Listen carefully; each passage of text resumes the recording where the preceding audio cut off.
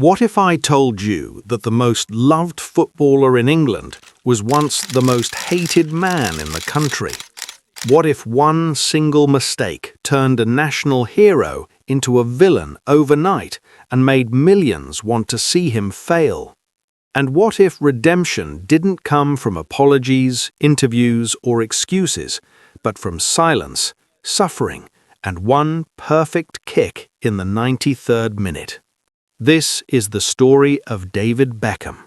In 1998, at the World Cup in France, David Beckham was only 23 years old. He was England's golden boy, stylish, talented, already a global star. Then came the moment that changed everything. In the round of 16 against Argentina, Beckham was fouled by Diego Simeone. He kicked out.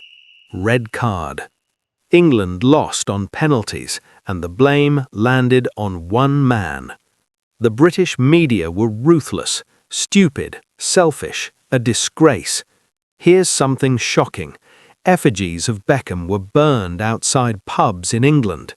He received death threats. At away matches, 90 minutes of abuse every single week. This wasn't just football anger, it was personal. Beckham later admitted he couldn't eat or sleep. He described himself as a mess. His wife, Victoria, revealed he was clinically depressed. At just 23, he was carrying the weight of an entire country's rage. Most players would have broken.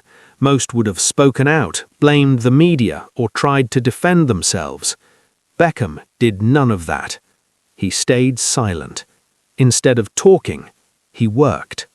Manchester United became his refuge. Sir Alex Ferguson protected him and believed in him when the rest of England didn't. Old Trafford was the one place he felt supported. And here's the part that surprises most people. During the season when the abuse was at its worst, Beckham played some of the best football of his career. In the 1998-99 season, while being booed across the country, he became the heartbeat of Manchester United. He delivered assists, covered endless ground, and dictated games from midfield. That same season, Manchester United achieved something legendary. They won the Premier League, they won the FA Cup, they won the Champions League, the treble. Think about that. While being England's most hated man, David Beckham became a European champion. No interviews, no excuses, just performances.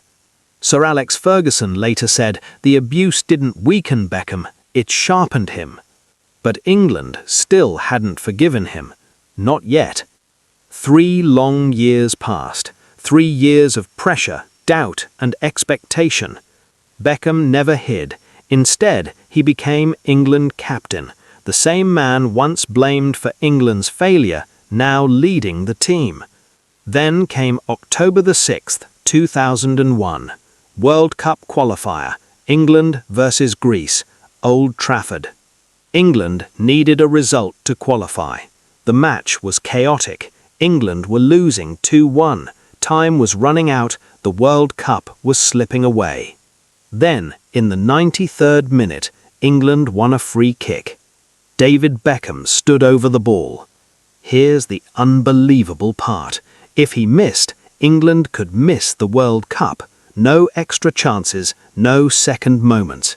Just him, the ball, and the pressure of a nation. He took a breath. He ran up. He struck it. Top corner. Perfect. Old Trafford exploded. England were going to the World Cup. In one kick, David Beckham went from villain to national hero.